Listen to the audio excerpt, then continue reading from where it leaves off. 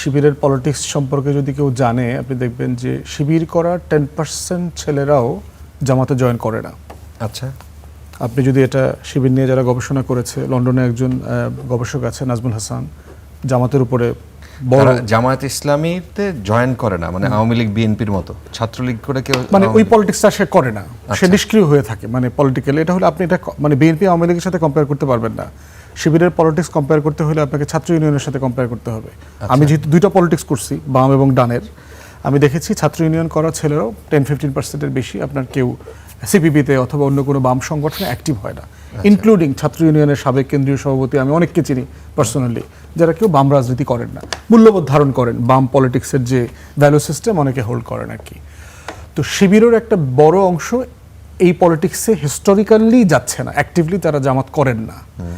বিশেষ করে যারা মেধাবী ছাত্র, পেশা আছে, ক্যারিয়ারে প্রসপেক্ট ভালো, বিদেশ চলে গেছেন, বিশাল জনগোষ্ঠী, যেহেতু হাইলি এডুকেটেড ছেলেমেয়ে, তারা এই পলিটিক্সে যার বিলং করেন না আর কি, কিন্তু সমর্থন করেন, অনেকে পার্সোনালি টাকা পয়সা দেয়, সাহায্য করে সংগঠনের বিভিন্ন জায়গাতে। এটাও তো সত্যি যে তাদের বিরোধিতা, জামাতের বিরোধিতাও করেন না এবং সেখান থেকে তারা বেরও হতে পারেন না। এটা আছে, এটা টোটাল এই যে মানে ডান এবং বামের যে মতাদর্শিক রাজনীতির সংকট, মানে এই দুই গ্রুপই হচ্ছে আপনারা নিজেরা যখন বসবে তখন যার যার রাজনীতি এবং দলের সমালোচনা করেন, কিন্তু সে যখন বাহিরের লোক কাউকে ফেস করবেন তখন সে আবার ওই দলের লোক হয়ে যান, স্পোক্স পার্সন হয়ে যান।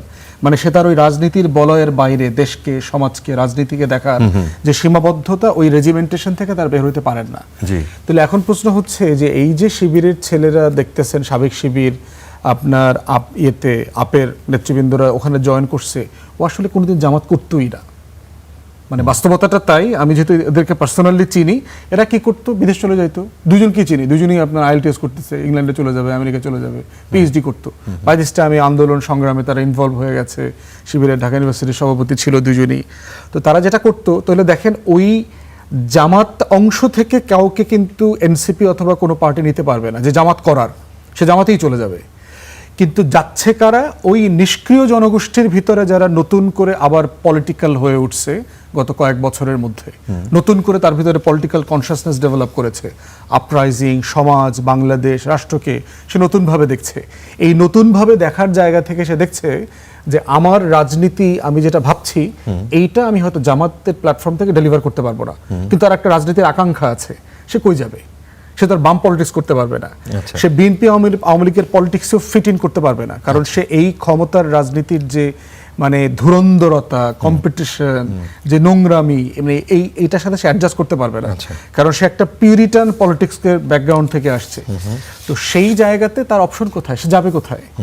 তারপরে হচ্ছে এই নিজামী সাহেবের ছোট ছেলে যার কথা বলা হয়েছে, একই রকম, মানে জামাত পরিবারের ছেলে, কিন্তু আপনি তাকে তো মানে জামাত আকারে দেখতে পারবেন না, কারণ সে হচ্ছে ওই বর্গের, যেই বর্গ নতুন করে ভিন্ন চিন্তা ঘটনার মধ্য দিয়ে নতুন করে পলিটিক্যাল হয়েছে, এবং এই পলিটিক্যাল জেনারেশনের যাওয়ার জায়গা খুব লিমিটেড এখন। যারাই দেখবেন এখন, যারাই এখানে জয়েন করছে, এবি পার্টিতে জয়েন করছে, সম্প্রতি অনেকেই জয়েন করেছে, আমরা হাইলাইট করতেছি কম আর কি।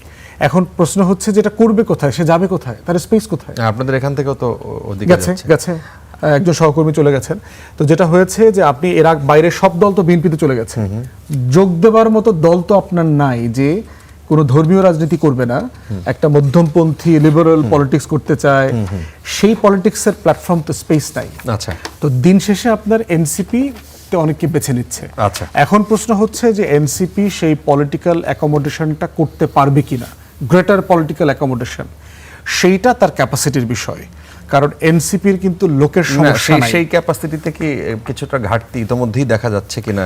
নির্বাচনের আগে আগে বিশেষ করে বাম ঘরানার যারা ছিলেন তাদের বের হয়ে যাওয়া, এবং তারা মোটামুটি পপুলার এবং তারা সামনে ছিলেন, সেখানে একটা প্রশ্ন তৈরি করে যে এনসিপি সেই ডান ঘরানার এনসিপি হয়ে যাচ্ছে। মানে শুধু বাম অথবা ডান ঘরানার বলবো না, মানে আপনি যদি 24-এর পর থেকেই দেখেন, মানে এই ছাত্র নেতৃবৃন্দের পিছনেই তো সারা দেশের তরুণ সমাজরা ছিল, লক্ষ লক্ষ ছেলেমেয়েরা ছিল।